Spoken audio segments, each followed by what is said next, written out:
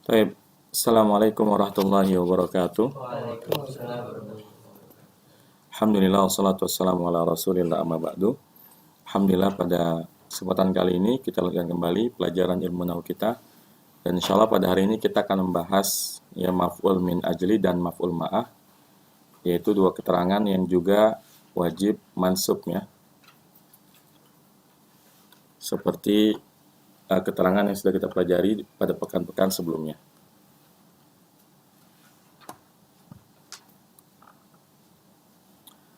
Baik.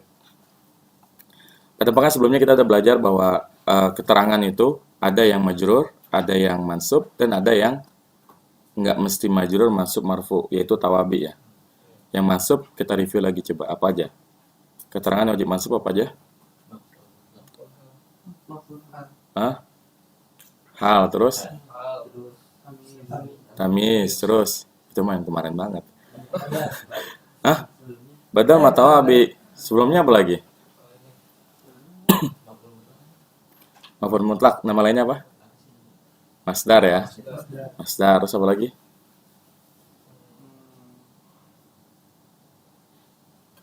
Apa lagi? Zorof ya. Zorof ada berapa? Apa aja? Zorof pangkat sama zorof zaman. Ada lagi nggak? Yang udah antum pelajari apa? Ada lagi nggak? Cuma itu aja ya? Oke. Nah, hari ini kita akan belajar maf'ul min ajli dan maf'ul ma'ah ya. Silakan dibuka bukunya. Sekarang kita bahas maf'ul min ajli dulu ya.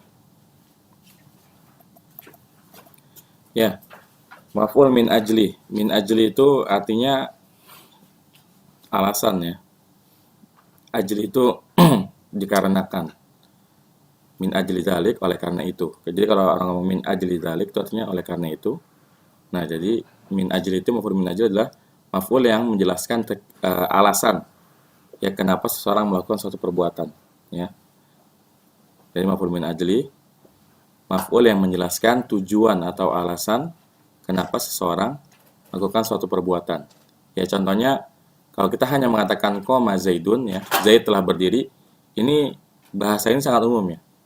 Qoma Zaidun, Zaid telah berdiri. Nah, kalau kita ingin menjelaskan apa yang menyebabkan si Zaid berdiri, nah ini kita pakai maf'ul min ajli namanya. Ya, qoma Zaidun ijlalan li Muhammadin. Contohnya seperti ini. Qoma Zaidun ijlalan li Muhammadin. Si Zaid berdiri untuk apa? Ijlalan, ya. Menghormati si Muhammad, ya. Jadi ijlalan di sini disebut sebagai maf'ul min ajli. Karena dia menjelaskan ya tujuan kenapa si Zaid berdiri. Qoma Zaidun ijlalan li Muhammadin.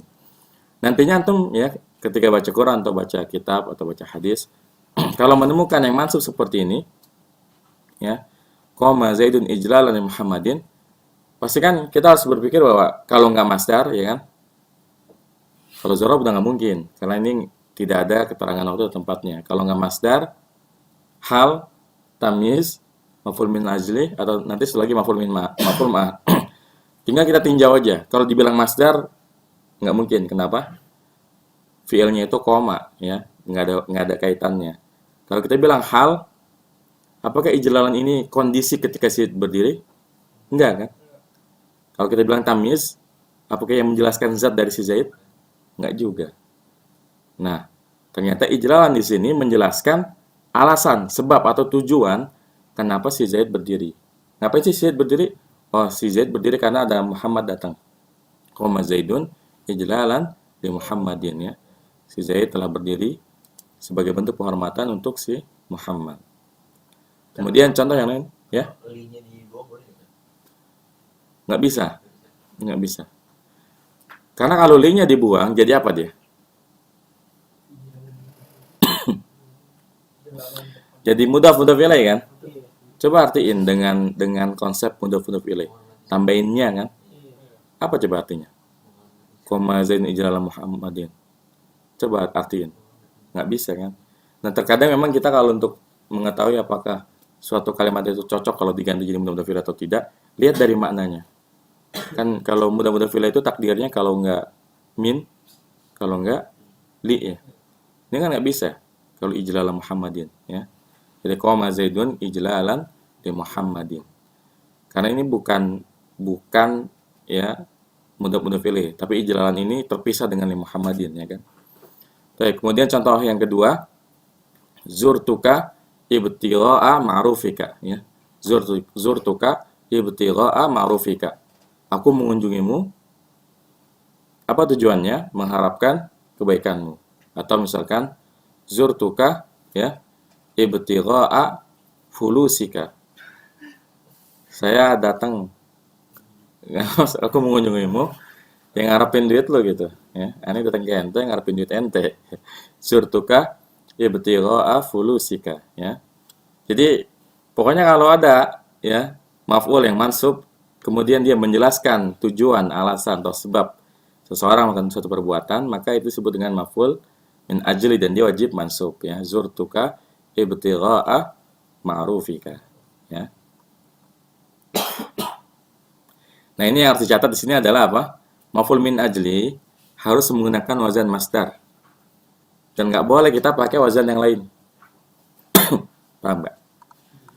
Jadi, kita nggak boleh ya, kan kalau ibtagha ibtighan mubtaghi ya, nggak boleh. Zurtuka mubtaghi ma'rufika nggak boleh. Kita harus menggunakan masdarnya ya. Jadi maf'ul min ajli ini punya kekhususan. Dia hanya boleh kita bentuk dari masdar ya. Nggak boleh dari bentuk yang lain, nggak boleh dari isim fa'il, nggak boleh isim maf'ul dan sebagainya. Jadi benar-benar harus masdar ya, kayak ijlal itu kan masdar, ibtigha pun masdar.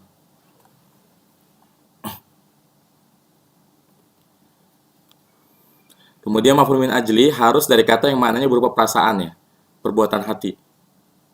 Ya, perbuatan hati. Jadi nggak boleh perbuatan fisik dengan lisan, dengan tangan, sebagainya. Jadi nggak boleh kita mengatakan zahabtu ilal madinati tijaratan. Zahabtu ilal madinati tijaratan. Apa artinya kalau kita mau artiin? Kalau dengan apa konsepnya maf'ul min ajli harusnya artinya gimana? Saya pergi ke Madinah untuk berdagang ya. Nah, ini nggak boleh. Kenapa? Karena berdagang itu bukan perbuatan hati. Jadi hanya boleh perbuatan hati. Kayak tadi kan memuliakan, kemudian apa mengharapkan. Ini kan bukan perbuatan fisik. Jadi kalau perbuatan fisik nggak boleh pakai maf'ul min ajli. Kalau perbuatan fisik pakai tambahin huruf jar aja. Jadi dhahabtu ilal madinati lit tijarati ya. Aku pergi ke kota untuk berdagang. Jadi nggak boleh dhahabtu ilal madinati tijaratan ya. Nggak boleh karena ini bukan perbuatan hati ya. Ini kaidah-kaidah yang berkaitan dengan maf'ul min ajli. Yang pertama, maf'ul min ajli itu harus dari kata yang apa menggunakan masdar ya. Jadi nggak boleh dari isim fa'il, isim maf'ul, sifat musyabah dan sebagainya. Jadi benar-benar harus masdar ya. Kemudian yang kedua, maf'ul min ajli harus dari kata yang maknanya perasaan ya. Bukan perbuatan fisik ya. Supaya kita lebih paham lagi, ayo kita baca bareng-bareng contoh ya maf'ul min ajli. Baik, baca. Zurtuka mahabbata adabika. Aku mengunjungi karena menyukai adabmu. Dorobtu ibni takdiban. Aku memukul anakku mengajar. Kum li zaidin ittiqa'a syarrihi. Berdirilah untuk menjauhi kejahatannya. ya, jadi ada 3 contoh di sini. Zurtuka mahabbata adabika. Ini udah sesuai dengan kaidahnya belum? Mahabbah itu masdar bukan? Iya. Masdar ya. Dari ahabba yuhibbu ya. Mahabbatan ya. Jadi ini udah masdar.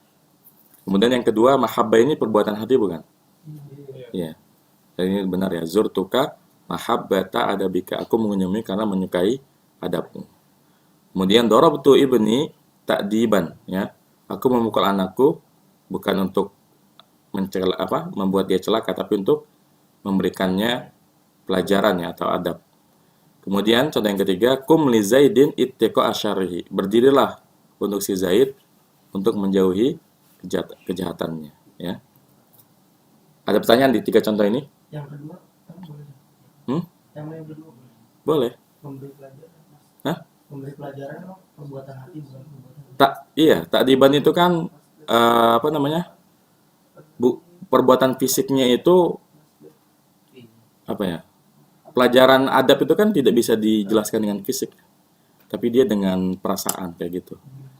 Jadi ini masih masuk ke kategori perbuatan hati bukan fisik. Karena memberi pelajaran itu bukan sesuatu yang sifatnya fisik. Meskipun semua kalau antum berpendapat seperti itu, tentu yang namanya mencintai kan nanti ada perbuatan fisiknya kan.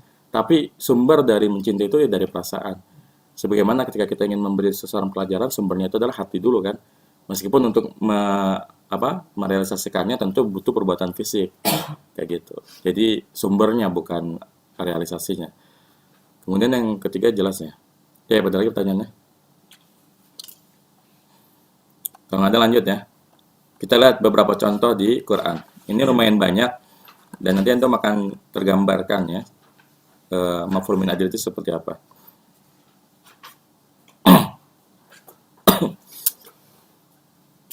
Ya, ayat 1.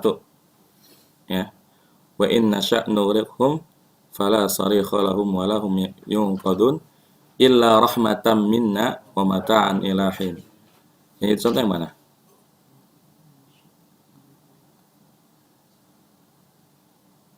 Rahmatan ya. Jadi rahmatan di sini kecuali dengan sebab rahmat dari kami ya. Jadi rahmatan itu adalah penjelasan ya. Alasan kenapa tidak semua manusia itu dilemparkan ke dalam neraka ya. Kemudian yang kedua, mana itu contoh? Ulaika ashabul jannati khalidina fiha jazaa'an bima kanu ya'malun. Mana yang jadi contoh? Yang mana yuk? Hah? Jazaan dong ya. Ini kan artinya gimana? Mereka adalah para penghuni surga yang kekal di dalamnya. Sebagai balasan sebagai balasan dari apa yang telah mereka kerjakan. Jadi jazaan ini kan alasan kenapa kita dimasukkan ke surga dan kekal di dalamnya. Yaitu jazaan bima kanu ya'malun, sebagai balasan. Berarti ini kan menjelaskan alasan kan? Menjelaskan alasan ya kenapa seseorang dimasukkan ke dalam surga. Ya, baik. Kemudian yang ketiga, yang contoh yang mana? Fitnatan ya. Ya inna mursilun naqah fitnatal lahum ya. Sesungguhnya kami ya mengutus naqah itu apa? Unta ya. Fitnatan lahum. Sebagai ujian bagi mereka. Ini kan menjelaskan alasan kenapa ya naqah ini dikirimkan ya. Kemudian ya 34 yang keempat mana contohnya? Bukan. Ni'matan min indina ya. Ni'matan min ini sebagai nikmat. Jadi memang seringkali kalau maf'ul min ajli ini artinya sebagai ya. Kalau di Quran itu artinya sebagai nikmat dari sisi kami.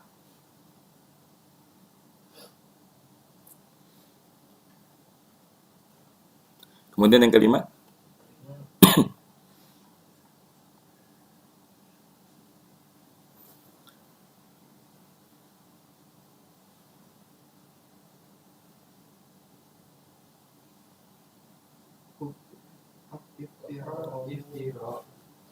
coba di Al-An'am ayat 140 ya.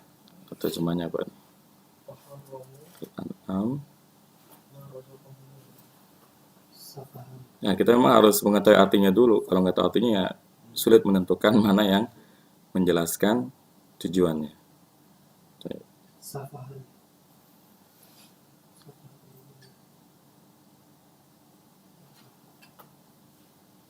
Iya, safahan ya. Qad khasira alladziina qatalu auladahum ya. Sungguh merugilah orang-orang yang membunuh anak mereka safahan ya. Karena kebodohan mereka. Bi ghairi ilmin ya. Jadi yang jadi contoh safahan ya. Jadi menyebabkan mereka membunuh anak-anak mereka apa? Safahan, kebodohan mereka ya. Jadi yang menjadi maf'ul min ajli adalah safahan. Kemudian yang nomor 6,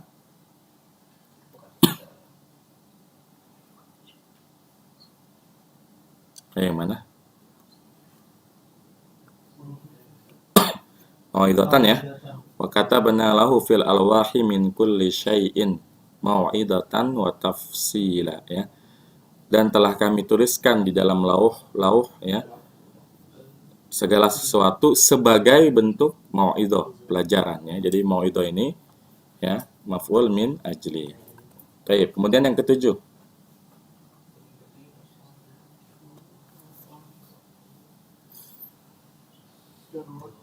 Yang mana yang jadi maf'ul min ajli? Ibtigha ya. Ini sama banget sama yang tadi malah ya. Walladzina sabaru ya ibtigha wajhi rabbihim, dan orang-orang yang bersabar karena mengharapkan wajah ya Tuhan mereka, maka ibtigha di sini maf'ul min ajli karena ia menjelaskan alasan kenapa seorang itu sabar ya. Karena kan ada orang sabar ya karena memang gak ada pilihan lain selain sabar. Tapi ada orang yang sabar yang memang mengharapkan ya ridho dari Allah Subhanahu wa taala kayak gitu. Baik, kemudian yang ke-8.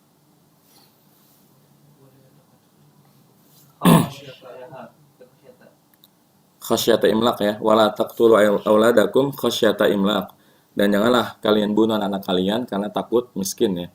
Karena takut masalah ekonomi. Maka khasyah ini menjelaskan ya alasan ya jangan membunuh ya anak-anak kalian ya. Baik, yang ke-9.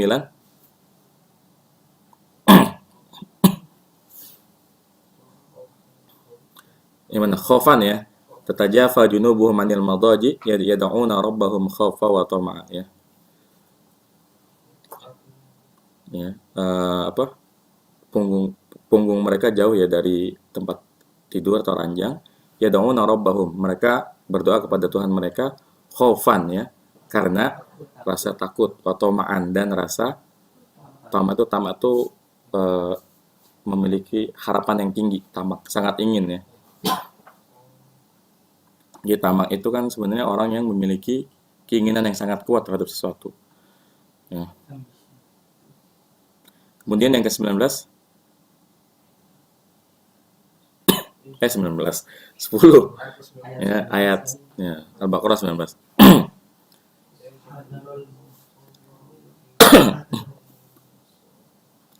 Hadar maut ya.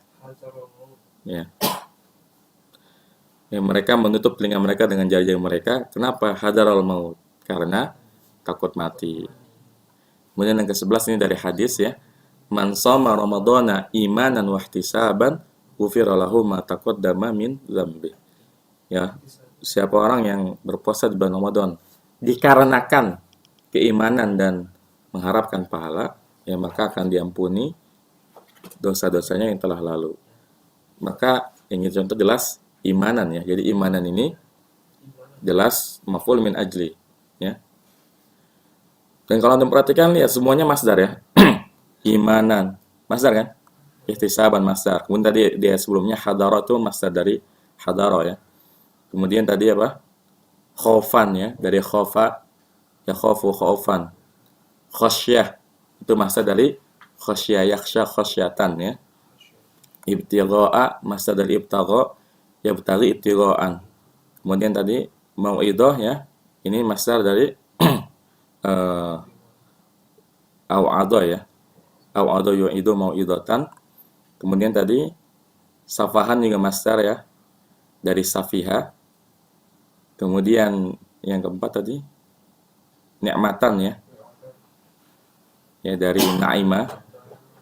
Kemudian fitnah juga sama masdar juga. Jadi memang maf'ul min ajli ini harus masdar. Jadi kalau antum ya mendapati di Quran atau di hadis atau di kitab tiba-tiba dia mansub ya.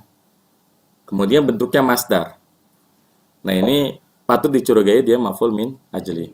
Kan saingan dia kalau nggak maf'ul min ajli berarti maf'ul mutlak ya. Tinggal lihat kalau sebelumnya ada fiilnya ya berarti itu maf'ul mutlak. Ya, tapi kalau sebelumnya bukan fiilnya, ya ini bisa jadi maf'ul min ajli. Tapi kalau untuk membedakannya dari hal gimana?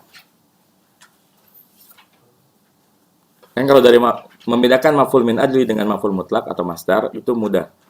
Ya, tinggal lihat kalau sebelumnya ada fiilnya jelas ini maf'ul mutlak. Tapi kalau nggak ada, bisa jadi dia maf'ul min ajli. Tinggal Apakah dia maf'ul min ajli atau hal ya? Karena hal sama maf'ul min ajli pun kelihatannya mirip juga. Membedakannya dari sisi apa? Artinya, ya, dilihat dari sisi artinya. Kalau maknanya menjelaskan keadaan maka dia hal. Kalau maknanya menjelaskan sebab, tujuan, alasan, maka dia adalah maf'ul min ajli, kayak gitu. Jelas ya? Tapi insyaallah mudah ya. Ada pertanyaan untuk maf'ul min ajli? Yang tadi yang nomor 11 tuh nggak bisa Ramadana imanan waktu sabar. Waktu sabarnya bisa digolongkan ke dalam itu juga. Waktu sabarnya bisa digolongkan dalam. Coba di Arab. Man shoma Ramadhana imanan wa ihtisaban. Imanan tadi jadi apa? Maf'ul min ajli, ya. Maf'ul min ajli. Nah, wa ihtisaban jadi apa? Atof. Ya. Kan ada wawunya. Pokoknya gitu aja. Oh, ada wawunya nih, berarti ini karena dia kan karena iman dan karena mengharapkan pahala, berarti ihtisaban ini ma'tuf ke imanan kayak gitu, ya. Ya memang kalau belajar nahwu tuh kalau dapat pelajaran baru, yang lama jangan dilupain karena ngikut terus materinya. Baik, ada pertanyaan lagi? Faruk kayak menanya. Sekarang kita lanjutkan ke maf'ul ma'ah ya. Ini pelajarannya lebih ringkas lagi. Maf'ul ma'ah. Kira-kira dari namanya ma'ah itu apa? Bersama. Ya, ma'ahu ya, bersamanya. Maf'ul yang bersamanya. Ya, memang maf'ul ma'ah ini maf'ul yang menjelaskan keterangan penyertaan ya. Artinya bersama siapa ketika dia melakukan sesuatu ya. Jadi maf'ul ma'ah itu memang tujuannya untuk menjelaskan ya ketika seseorang melakukan suatu perbuatan, dia melakukannya bersama siapa ya. Hah? Enggak. Contohnya ya, Ja'al amiru wal jaisha ya. Ja'a al amiru wal jaisha. Amir, pemimpin ya, telah datang bersama para tentara ya, jaish, tentara. Kalau kita lihat sekilas, ini mirip sama apa? Sama atof ya. Mirip banget sama atof. Dan memang ya dia sama-sama menggunakan wawu. Jadi maf'ul ma'ah pun pakainya wawu juga. Tapi bedanya, wawunya bukan wawu atof namanya. Nanti ada istilah wawu ma'iyah. Ma'iyah itu apa sih? Kebersamaan, kayak kan kita sering dengar ya pencerama bilang ma'iyatullah ya. Kebersamaan Allah ya. Jadi ma'iyah itu wawu yang maknanya itu kebersamaan. Jadi kalau ada kalimat ja'al amiru wal jaisha, ini benar. Ja'al amiru wal jaishu benar juga. Terus bedanya apa? Kalau jaisu tadi jaisu atau Kalau atau kenapa? yang Ja'al amiru wal jaishu. Terus kenapa? Kalau atof. Kalau atof artinya apa? Dan. Jadi bedanya kalau ja'al amiru wal jaishu itu artinya dan ya. Pemimpin dan tentara telah datang. Tapi kalau ja'al amiru wal jaisha, pemimpin bersama tentara telah datang. Namun bedanya apa dan nama bersama? Kalau bersama itu telah dipastikan barengnya. Bareng. Jadi ini pemimpin tentara, bareng jalannya. Tapi kalau ja'al amiru wal jaisha bisa jadi pemimpin datang duluan. Enggak, masih sejam sih.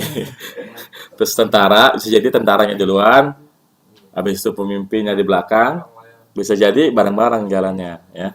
Tapi kalau ja'al amiru wal jaisha sudah dipastikan bahwa si Amir sama Jaish ini datangnya barengan, segerombolan. Jadi bedanya maf'ul ma'ah dengan wawu ataf di situ ya. Dia memastikan kebersamaannya. Ya.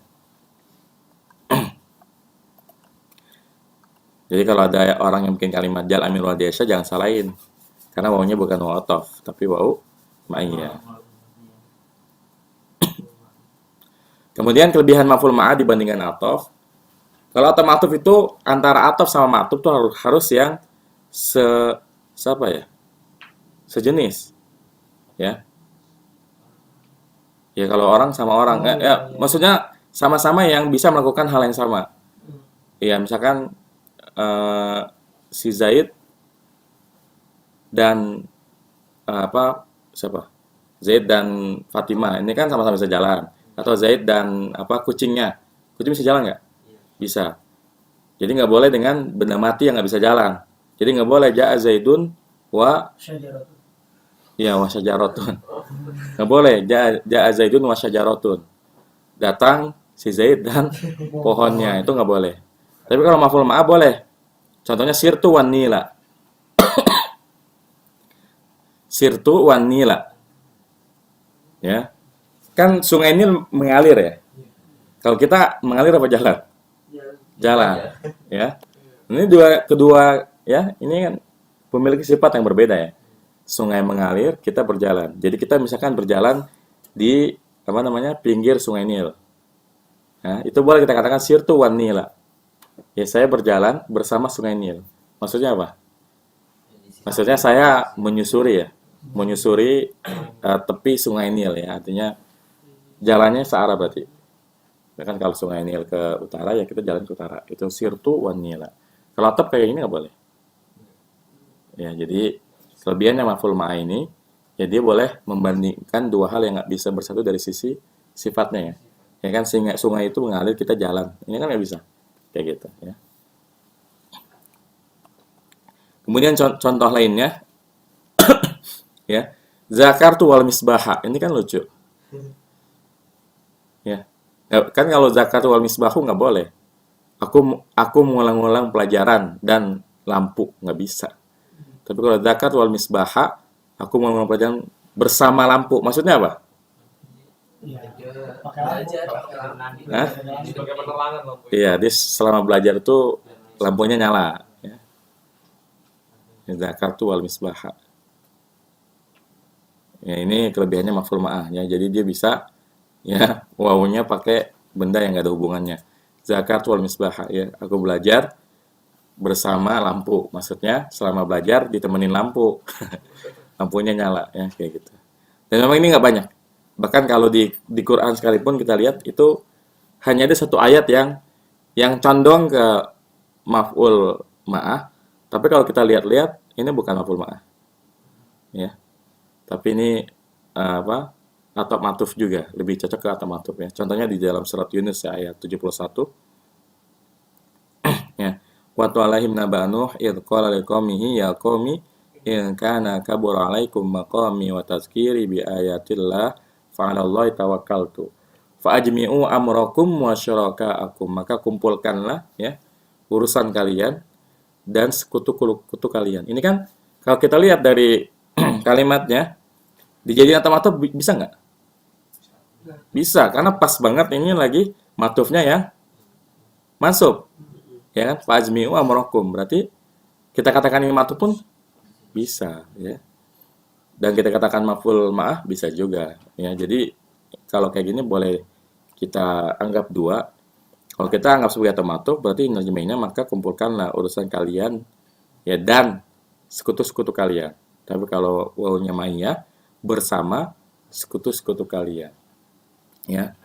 Karena memang maf'ul ma'ah ini yang memang tidak terlalu banyak dan jarang kita temui dalam kalimat sehari-hari. Kan jarang-jarang orang mau sirtu wan nila kan. Kalau hadis juga ada. Hadis. Mungkin ada ya, cuma kan hadis itu banyak banget. Nyarinya susah. Nah, ilmuwan terbatas. Wallahu a'lam.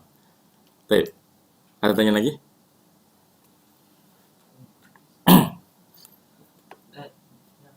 jadi salah satu syarat maf'ul ma'ah itu dari kalau pertama dan keduanya itu harus mempunyai sifat yang sama. Enggak, itu ataf. Kalau Kalau maf'ul ma'ah justru boleh beda. Ya kayak tadi sirtu wan nila. Kita berjalan kan? Sungai berjalan nggak? Enggak, dia itu mengalir. Nah, bisa sirtu wan nila. Kemudian tadi tadakartu wal misbaha. Ya. Tapi kan kalimat seperti ini orang jarang ngomong kayak begini. Paling dia ngomongnya yang normal kan. Saya belajar diterangi lampu, bisa kayak gitu enggak? Saya belajar bersama lampu. Mungkin maf'ul ma'ah ini bahasa puitis kayaknya. Ya. Balago ya. Tadakartu wal misbaha. berarti jalan sambil naik motor bisa juga. Hah? Gimana jalan sambil naik motor? Raqibtu wal qamara. Raqibtu wal qamara. Saya berkendara bersama bulan.